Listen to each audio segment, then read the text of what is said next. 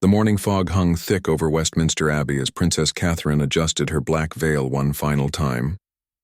The Duchess of Kent, a beloved figure who had served the royal family for over 60 years, had passed away peacefully in her sleep just 1 week ago. Today, the entire royal family would gather to pay their final respects to a woman who had been like a grandmother to many of them. Catherine stood before the mirror in her private chambers, her reflection showing the weight of the moment. The black dress she wore was elegant yet somber, designed specifically for occasions such as this. The pearl necklace around her neck had belonged to the late Queen Mother, a gift she had received on her wedding day. Every detail of her appearance had been carefully considered, as was expected of someone in her position. King Charles had requested that all senior members of the royal family arrive together at the Abbey. This meant that Catherine would ride in the same car as him, something that rarely happened except during the most formal state occasions. She had known the king for many years now, first as her father-in-law and now as the monarch. She served alongside her husband Prince William. The relationship between Catherine and King Charles had always been one of mutual respect and growing affection. He had welcomed her into the family with open arms when she married William, understanding that she brought a fresh perspective and genuine warmth to the sometimes rigid world of royal protocol. Over the years, their bond had deepened through shared experiences and a common dedication to their duties. As Catherine made her way down the long corridor of the palace, her heels clicked softly against the marble floor. The sound seemed to echo the solemnity of the day ahead. Palace staff lined the hallways, their heads bowed respectfully as she passed. These were people who had worked alongside the Duchess of Kent for decades, and their grief was evident in their quiet demeanor. The Duchess of Kent had been more than just a royal family member. She had been a bridge between the old traditions and the modern world that the monarchy now had to navigate. Catherine remembered their first meeting, shortly after her engagement to William was announced. The elderly Duchess had taken her aside and shared wisdom about the unique challenges that came with marrying into the royal family. "My dear," the Duchess had said with a gentle smile, "remember that our role is not just about ceremonies and appearances. We are here to serve the people, to be a source of comfort and stability in an ever-changing world, but never forget to remain true to yourself in the process." Those words had stayed with Catherine throughout her journey as a royal. The Duchess had become a mentor and confidant, someone she could turn to when the pressures of public life became overwhelming. Now, as she prepared to say goodbye, Catherine felt the weight of continuing that legacy of service and grace. The palace gardens were unusually quiet as Catherine walked past the windows. Even the birds seemed to sense the somber mood that had settled over the royal household. Groundskeepers worked silently, their usual chatter replaced by respectful silence. Flowers that had been sent by well-wishers from around the world lined the pathways, creating a colorful tribute to a life well lived. King Charles was waiting in the blue drawing room when Catherine arrived. He stood near the window, his hands clasped behind his back, looking out at the gardens where the Duchess had often taken her morning walks. His face showed the strain of the past week, dealing not only with his personal grief but also with the constitutional duties that came with such a significant royal death. "Your Majesty," Catherine said softly as she entered the room, offering a respectful curtsy despite their familial relationship. Even in private moments like this, protocol demanded certain formalities, especially on such an important day. Charles turned and smiled warmly at her, though sadness was evident in his eyes. "Catherine, my dear, you look appropriately dignified for such a solemn occasion. The Duchess would have appreciated your attention to detail." They stood together for a moment in comfortable silence, both lost in their own memories of the remarkable woman they were about to honor. The Duchess had been present at every major family milestone for the past 6 decades. She had seen kings crowned and queens mourned. She had welcomed new members into the family and said goodbye to beloved relatives who had passed on. For Catherine, this funeral represented more than just the loss of a family member. It was a reminder of the weight of tradition and responsibility that came with her position. Every public appearance, every gesture, every word was scrutinized and remembered. Today, the eyes of the world would be watching as the royal family demonstrated their respect for one of their own. The car that would take them to Westminster Abbey waited outside, its windows tinted to provide privacy during what would undoubtedly be an emotional journey. Catherine knew that once they left the palace grounds, they would be surrounded by crowds of people who had come to pay their respects. The British public had loved the Duchess of Kent, appreciating her warmth and accessibility in a way that bridged the gap between the monarchy and ordinary citizens. As they prepared to leave, Catherine thought about the speech she would need to give at the reception following the service. She had written and rewritten it several times, wanting to capture not just the public achievements of the Duchess, but the personal kindness she had shown to so many people over the years. The sound of footsteps in the corridor announced the arrival of other family members who would be joining them for the journey to the Abbey. Each person who entered the room carried their own grief and their own memories of the woman they had lost. But they also carried the strength that came from being part of something larger than themselves, a tradition of service that stretched back centuries and would continue long after they were gone.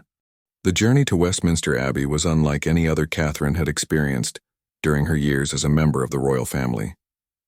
The usually bustling streets of London had taken on an almost sacred quality, with thousands of people lining the route in complete silence.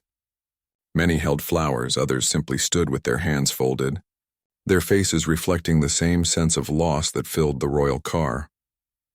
Catherine sat beside King Charles in the back seat of the Rolls-Royce, watching the faces in the crowd through the tinted windows. She was struck by how many elderly people had come out to pay their respects. These were individuals who had grown up during the Duchess of Kent's long years of service, who had seen her at countless public events, hospital openings, and charitable functions. To them, she represented an era of stability and grace that seemed increasingly rare in the modern world. She would have been deeply moved by this turnout, King Charles said quietly, his voice barely above a whisper. He too was observing the crowds, his trained eye noting the diversity of people who had come to honor his relative. Young families stood alongside elderly couples, all united in their respect for a woman who had dedicated her life to serving others. The Abbey came into view as they rounded the final corner, its ancient spires reaching toward the gray London sky like fingers of prayer. Catherine had been inside Westminster Abbey many times before, for weddings, coronations, and other state occasions. But she had never seen it quite like this, draped in the black bunting of mourning yet somehow radiating a sense of peace and reverence that seemed to transform the very air around it. Security personnel lined the entrance as their car pulled up to the Abbey steps. Catherine could see members of the household cavalry in their ceremonial uniforms, their horses standing perfectly still, despite the large crowds. The precision of their formation spoke to the military background that had shaped so much of the Duchess of Kent's own sense of duty and service. As they stepped from the car, Catherine felt the weight of hundreds of cameras focused on their every movement. This was the moment when their private grief would become part of the public record, when their personal loss would be shared with millions of people around the world who were watching the ceremony on television or following it online. King Charles offered Catherine his arm as they walked up the Abbey steps, a gesture that was both traditional and deeply personal. She could feel the slight tremor in his hand, a sign of the emotion he was working to control. As the reigning monarch, he was expected to demonstrate strength and composure, even in moments of profound sadness.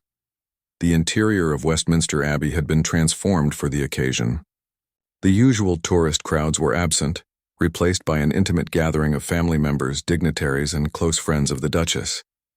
Catherine recognized faces from across the European royal families, all of whom had traveled to London to pay their respects. The Duchess had been connected to royal houses across the continent through decades of diplomatic and family relationships. Archbishop Williams stood at the altar, his white robes a stark contrast to the black mourning clothes worn by the congregation. Catherine had worked with him on several charitable initiatives and knew him to be a man of great compassion and wisdom. His presence provided a sense of spiritual comfort that went beyond the formal requirements of the ceremony. The casket of the Duchess of Kent rested before the altar, covered with the royal standard and topped with a wreath of white lilies and roses. Catherine remembered how the Duchess had always loved flowers, spending hours in her private garden and often bringing fresh bouquets to family gatherings. The floral arrangements throughout the Abbey reflected her refined taste and love of natural beauty. As Catherine took her seat in the front row beside King Charles, She noticed how the light filtered through the Abbey's stained glass windows, casting colorful patterns across the stone floor. It reminded her of something the Duchess had once said about finding beauty, even in moments of sadness, about how life's most profound experiences often contained both joy and sorrow intertwined. The congregation rose as the Archbishop began the opening prayers, their voices joining together in ancient words that had been spoken in this same space for centuries. Catherine found comfort in the familiar rhythms of the Anglican liturgy, in the way it connected this moment to countless others who had gathered here to mark the passing of loved ones. Prince William sat on Catherine's other side, his presence providing the steady support she had come to depend on during their years of marriage. He had been particularly close to the Duchess, who had played an important role in his life during the difficult years following his mother's death. Catherine could see the emotion in his face as he listened to the opening hymn, remembering the woman who had provided guidance and love during some of his most challenging moments. The first reading was delivered by the Duchess's eldest granddaughter, a young woman who bore a striking resemblance to her grandmother. Her voice was clear and strong as she spoke the familiar words from Ecclesiastes about there being a time for everything under heaven. Catherine was impressed by her composure, recognizing the strength of character that had clearly been passed down through generations of the family. As the service continued, Catherine's mind wandered to her own children and the lessons she hoped to pass on to them about duty, service, and compassion. The Duchess of Kent had been an excellent example of how to balance public responsibilities with personal authenticity, never losing sight of her humanity, even while fulfilling the most formal of royal obligations. The Abbey's acoustics carried every word clearly throughout the space, ensuring that even those seated in the furthest corners could participate fully in the ceremony. Catherine noticed how many people in the congregation were quietly weeping, their tears a testament to the genuine affection and respect the Duchess had earned during her long life of service. King Charles reached over and gently squeezed Catherine's hand as the Archbishop began his eulogy, a simple gesture that spoke to the bonds of family that transcended titles and protocol. In that moment, they were not just monarch and princess, but two people sharing grief and finding comfort in each other's presence. Archbishop Williams approached the pulpit with the measured steps of someone who understood the gravity of the moment. Catherine watched as he arranged his notes carefully, then looked out over the congregation with eyes that seemed to see each person individually. She had heard him speak many times before, but never in circumstances quite like these, where personal loss intersected with public duty in such a profound way.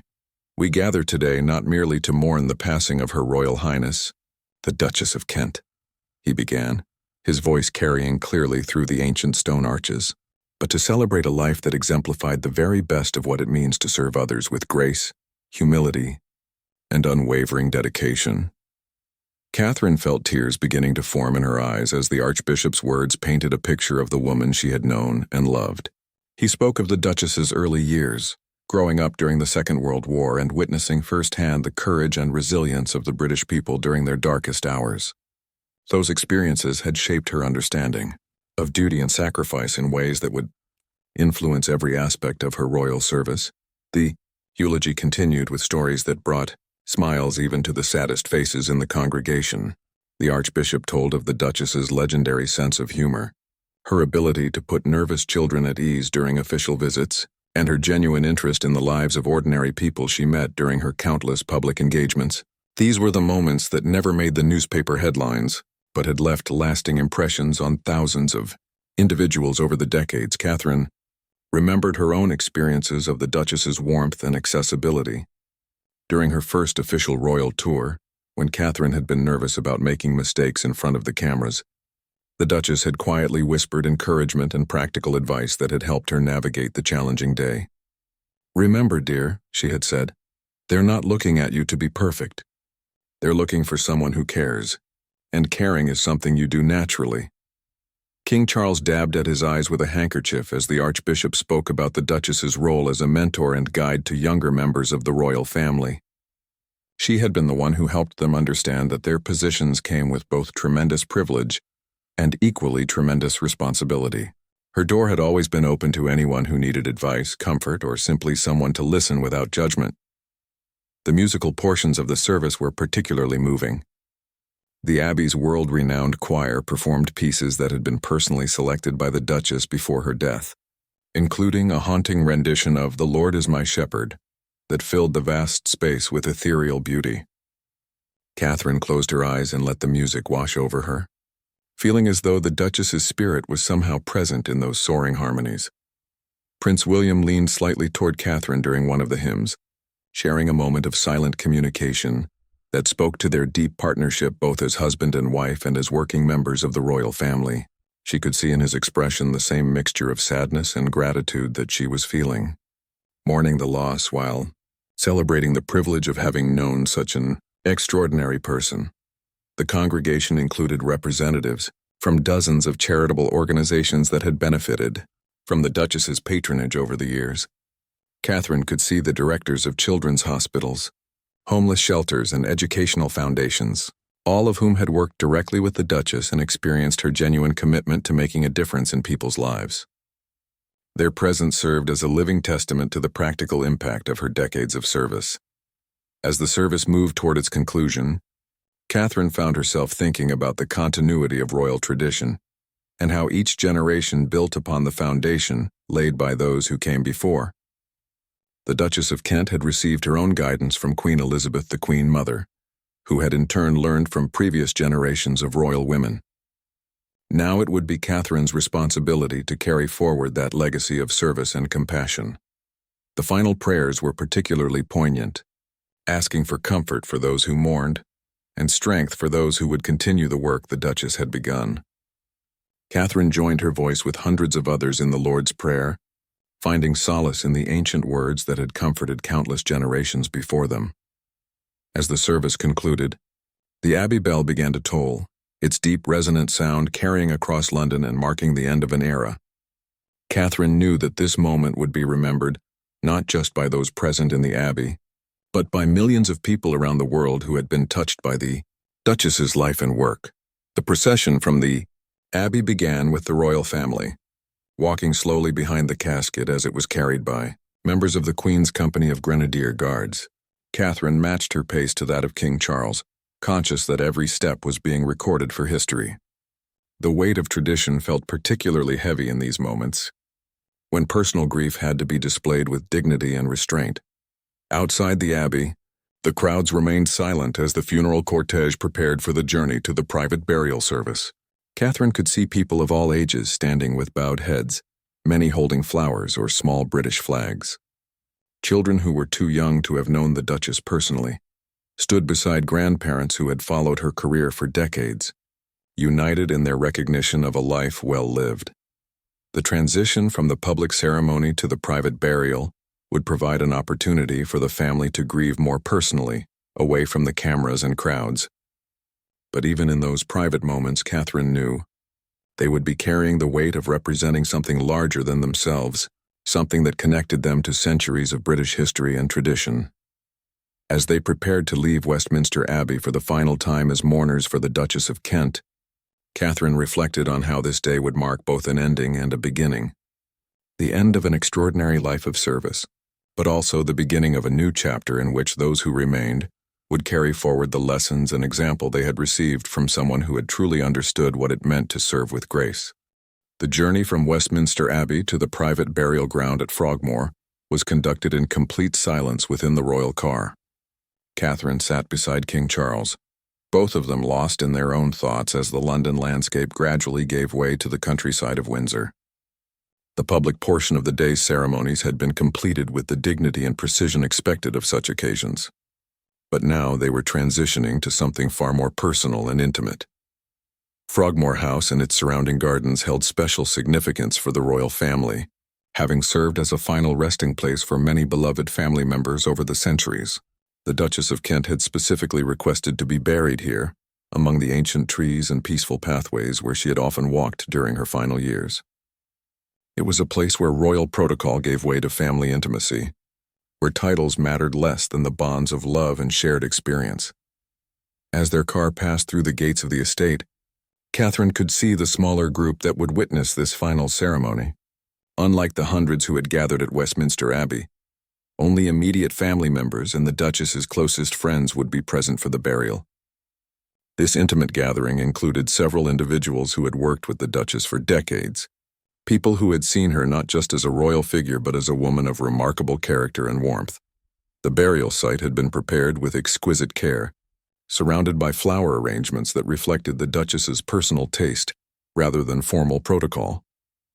White roses, her favorite flower, predominated along with sprigs of rosemary for remembrance and lavender from the gardens she had tended herself. The simplicity of the setting spoke to the Duchess's preference for understated elegance over ostentatious display. Catherine noticed how different King Charles appeared in this more private setting. The formal mask of public duty had softened, revealing the genuine grief of someone who had lost not just a family member, but a trusted advisor and friend. The Duchess had been one of the few people who could speak to him with complete honesty, offering guidance that was both wise and practical. Prince William stood near his father, providing quiet support through his mere presence. Catherine knew how much the Duchess had meant to her husband, particularly during the difficult period following his mother's death.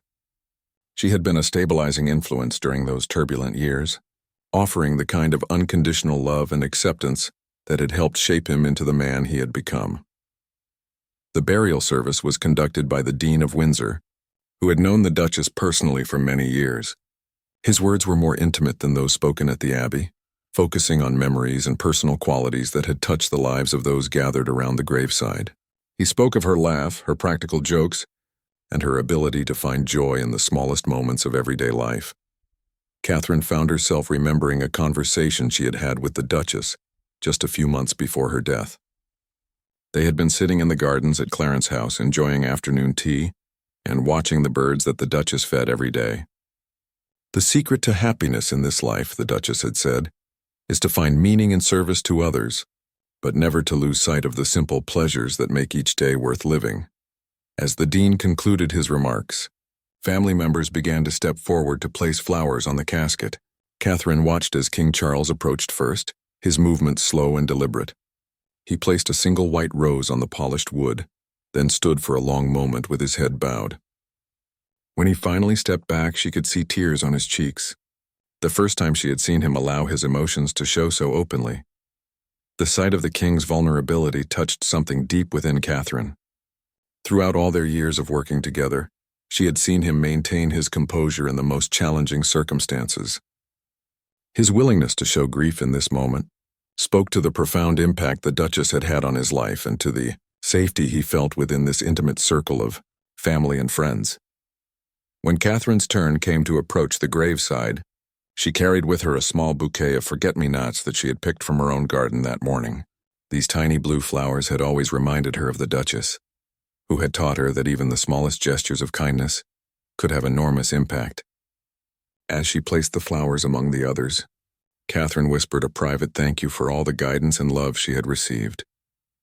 The ceremony concluded with the Lord's Prayer, spoken by voices that had been strengthened rather than weakened by their shared grief. Catherine noticed how the natural sounds of the countryside provided a gentle accompaniment to their words, the birdsong and rustling leaves creating a symphony that seemed somehow appropriate for someone who had found such peace in nature. As the gathering began to disperse, Catherine found herself walking slowly through the gardens with King Charles.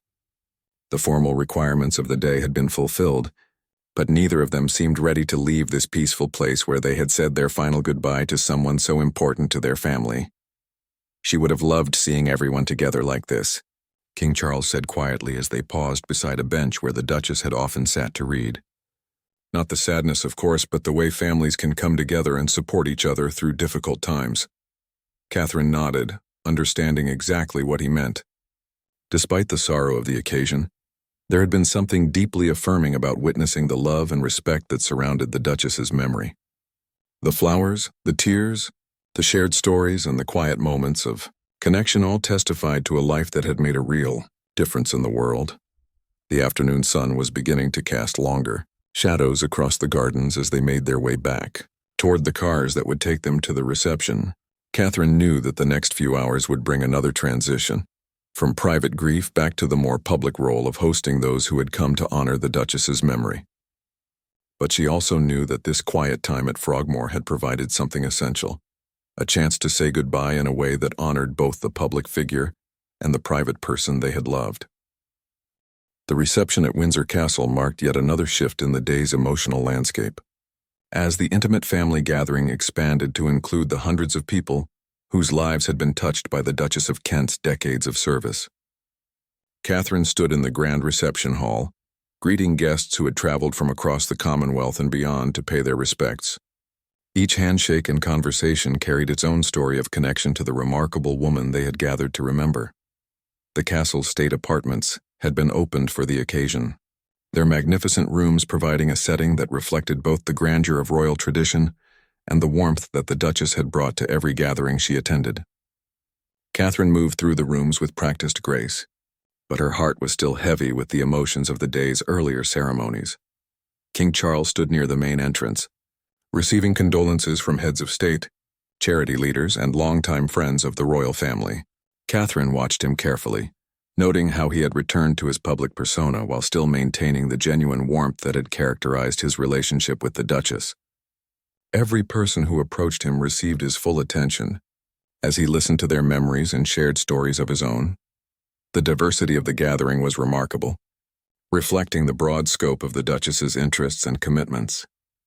Catherine spoke with hospital workers who remembered the Duchess's regular visits to children's wards, where her presence had brought comfort to young patients and their families. She met teachers from schools the Duchess had supported, artists whose work she had championed, and volunteers from countless charitable organizations that had benefited from her patronage. Prince William circulated through the rooms with his characteristic ease, his ability to connect with people from all walks of life, clearly inherited from both sides of his family. Catherine could see how he drew strength from these conversations, each story about the Duchess adding another layer to his understanding of her extraordinary impact on the world around her. One particularly moving conversation occurred when Catherine was approached by an elderly woman who had worked as a nurse at one of the hospitals the Duchess regularly visited. "She remembered my name every time she came," the woman said with tears in her eyes. 40 years I worked there and she never forgot.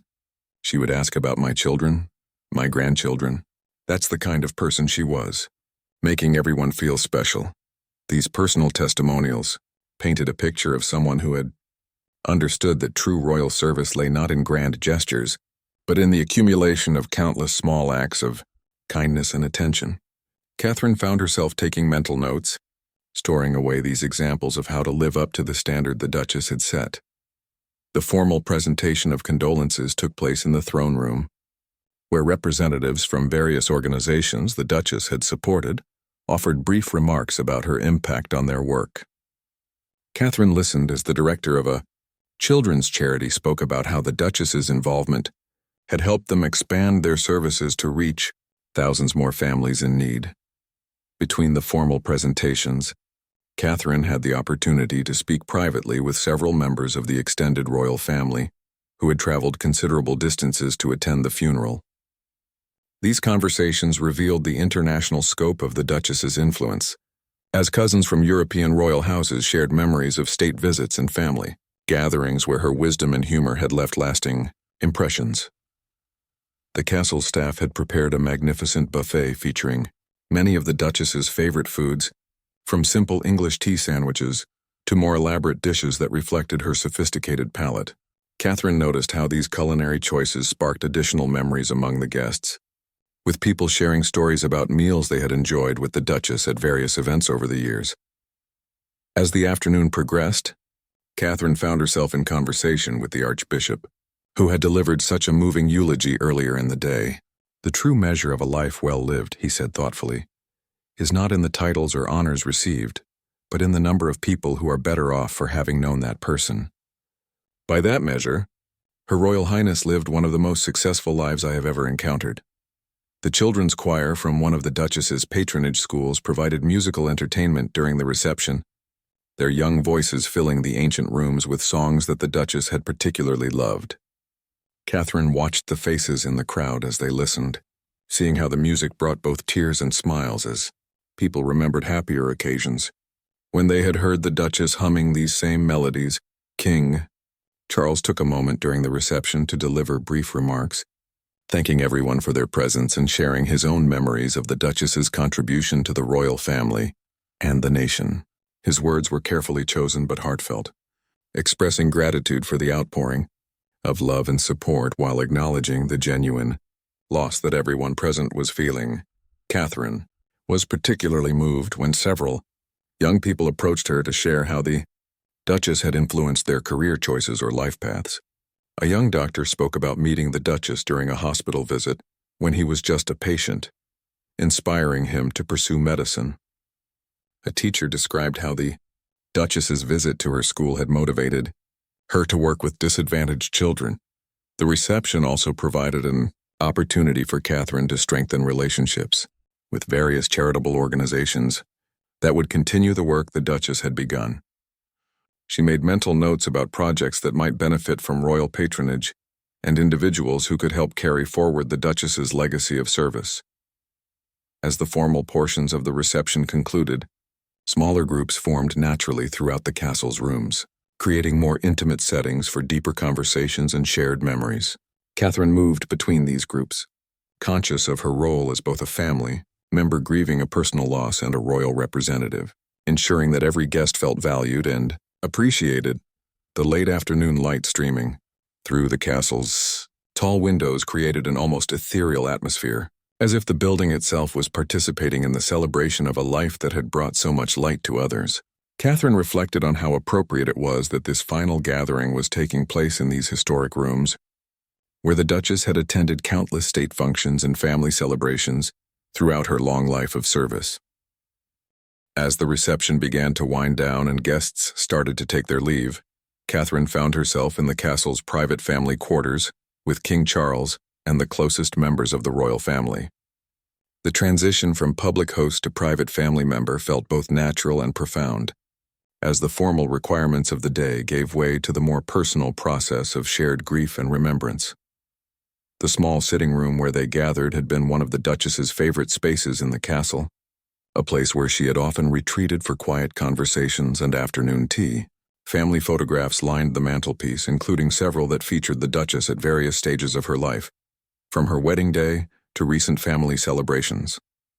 Catherine studied these images, seeing how the young woman's bright smile had evolved into the wise, compassionate expression she had known in recent years. King Charles had removed his formal jacket and loosened his tie, small gestures that signaled the end of the day's official duties. He sat in his usual chair by the window, looking out at the gardens where the Duchess had spent so many peaceful hours. The weight of the day seemed to settle on his shoulders now that he no longer needed to maintain his public composure. "She would have been so pleased with today," he said quietly, breaking the comfortable silence that had fallen over the room. The turnout, the music, the way everyone came together to honor her memory. But mostly, I think she would have been amused by all the fuss. She never did like being the center of attention. Catherine smiled at this observation, remembering how the Duchess had always tried to deflect praise for her charitable work, preferring to focus attention on the causes she supported rather than her own contributions. This humility had been one of her most endearing qualities, making her beloved by both the public and those who worked with her directly. Prince William shared a memory from his childhood, when the Duchess had taught him how to tend the royal gardens, instilling in him a love of nature that had lasted throughout his life. "She said that caring for growing things taught you patience and hope," he recalled. "Even when something seemed to be dying, she would show me how a little attention and care could bring it back to life." These personal memories felt precious in a way that the formal tributes of the day could not match. Catherine treasured these glimpses into the private relationships that had shaped the family dynamic she had married into, understanding better how the Duchess's influence had extended far beyond her public role. The conversation naturally turned to the future and how they would continue the Duchess's charitable work. Several of her patronages would need new royal sponsors, and decisions would need to be made about which family members would take on these responsibilities. Catherine had already been thinking about this, identifying organizations whose missions aligned particularly well with her own interests and expertise. King Charles expressed his desire to establish a memorial foundation in the Duchess's honor, something that would ensure her commitment to education and health care would continue to benefit future generations. The details would need to be worked out carefully, but the intention was to create something lasting that would reflect her values and priorities.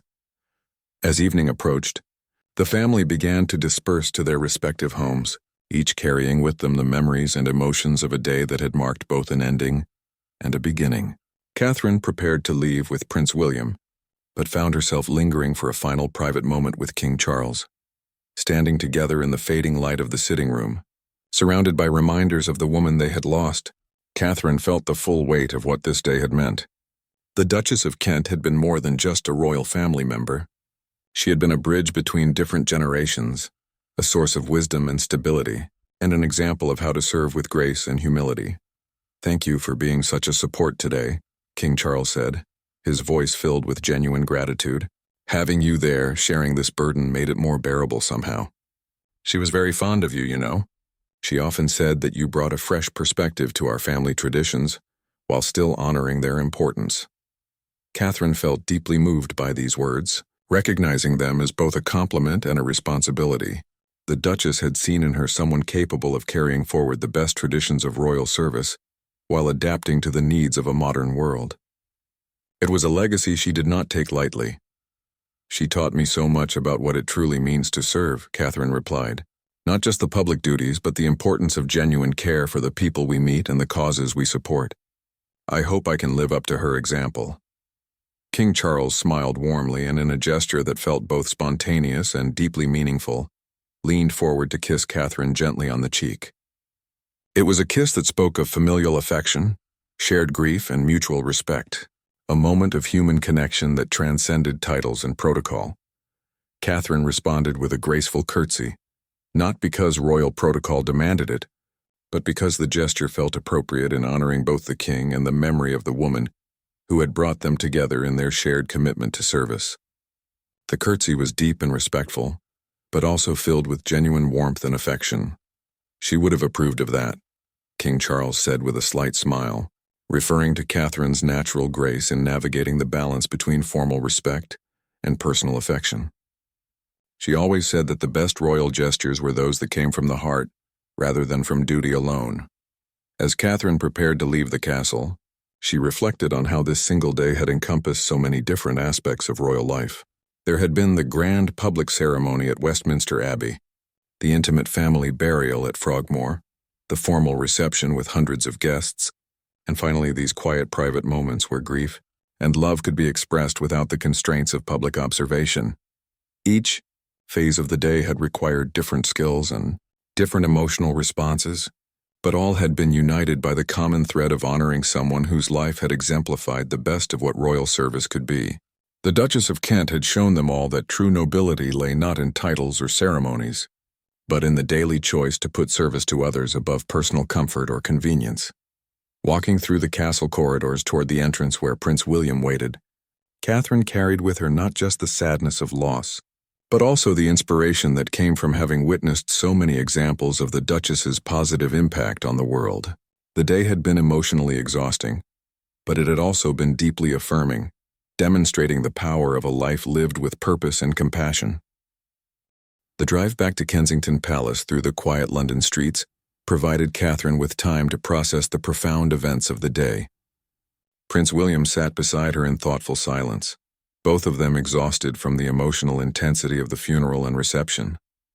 The city around them had returned to its normal evening rhythm, but Catherine felt as though she was returning from a journey that had changed something fundamental about her understanding of royal duty and family bonds. Their apartment at Kensington Palace felt like a sanctuary after the public nature of the day's events. Catherine kicked off her formal shoes and sank into her favorite chair, finally allowing herself to fully feel the weight of grief that she had been managing throughout the ceremonies. The black dress that had felt so appropriate for the solemn occasions now seemed too heavy, too formal for the private mourning she needed to do. Prince William poured them both a cup of tea, a simple domestic gesture that felt profoundly comforting after a day filled with protocol and ceremony. They sat together in their living room, surrounded by family photographs and personal mementos that spoke to their life together away from the public eye. Here they could finally be simply a husband and wife, processing the loss of someone they had both loved deeply. "I keep thinking about that moment between you and my father," William said softly, referring to the kiss and curtsy they had shared at Windsor Castle. It was such a perfect expression of everything the Duchess taught us about balancing respect with genuine affection. She would have been so pleased to see it. Catherine nodded, understanding exactly what he meant. That brief exchange had captured something essential about the kind of royal family relationships the Duchess had always encouraged. Connections that honored tradition while remaining authentically human. The kiss had been a grandfather-in-law's expression of gratitude and affection, while the curtsy had been her respectful acknowledgement of both his position and the significance of the moment. As they talked through the events of the day, Catherine found herself returning again and again to the conversations she had had with people whose lives had been touched by the Duchess's service. Each story had revealed another facet of a woman who had understood that true royal impact came not from grand gestures but from consistent, thoughtful attention to the needs of others. The nurse who remembered having her name remembered after 40 years. The young doctor inspired to pursue medicine after a childhood hospital visit. The teacher motivated to work with disadvantaged children. The countless volunteers who had found purpose through organizations the Duchess had supported. These were the real measures of a life well lived. The ripple effects of compassion that would continue long after the formal ceremonies had ended. Catherine's phone buzzed with messages from friends and family members who had watched the funeral coverage, their words of support providing additional comfort during this difficult time. Among them was a text from her own mother simply saying, "You carried yourself beautifully today." The Duchess would have been proud. These personal acknowledgments meant more to Catherine than any formal praise could have. Prince William shared his own reflections on how the Duchess had helped shape his understanding of royal responsibility. "She taught me that being born into privilege wasn't something to feel guilty about, but it was definitely something to feel responsible for," he said. "Every advantage we've been given should be used to help others who haven't had the same opportunities." This philosophy had clearly influenced the charitable work both William and Catherine had chosen to pursue, their focus on mental health, homelessness, and children's welfare reflecting the same practical compassion the Duchess had demonstrated throughout her life. Catherine realized that they had been unconsciously following her example, choosing causes that required genuine engagement rather than merely ceremonial support. As the evening deepened, Catherine began to think about the practical implications of the Duchess's death for their royal duties. Several of her patronages would need new sponsors, and Catherine had already identified a few organizations whose missions particularly resonated with her own interests. The transition would need to be handled sensitively, ensuring that the work continued without interruption, while honoring the special relationship the Duchess had built with each organization. There would also be memorial events to plan and attend, opportunities to continue celebrating the Duchess's legacy while supporting the causes she had championed. Catherine looked forward to these future occasions, seeing them as chances to transform grief into positive action, exactly as the Duchess would have wanted. The photographs from the day would soon appear in newspapers and magazines around the world, capturing moments of both public ceremony and private emotion. Catherine knew that the image of her curtsy to King Charles would likely become one of the defining pictures of the funeral, a symbol of the respect and affection that had characterized their relationship with the Duchess. But more important than any photograph would be the memories they carried forward and the lessons they had learned from someone who had truly understood what it meant to serve others with grace and humility. The Duchess of Kent had left them not just with grief for her loss, but with inspiration for the future and a clear example of how to honor royal traditions while remaining genuinely connected to the needs of the modern world. As Catherine prepared for bed that night, she reflected on how the day had strengthened her own commitment to royal service, while deepening her appreciation for the family she had married into. The Duchess's death marked the end of an era, but it also marked the beginning of a new chapter in which Catherine and others would carry forward the values and approaches they had learned from such an extraordinary example. The kiss and curtsy shared with King Charles had been more than just a moment of family affection. They had been a passing of responsibility, an acknowledgement that the work of serving others with compassion and dignity would continue in new hands, but with the same fundamental commitment to making a positive difference in the world. In that gesture, Catherine had both honored the past and accepted the challenge of the future, exactly as the Duchess of Kent would have wanted.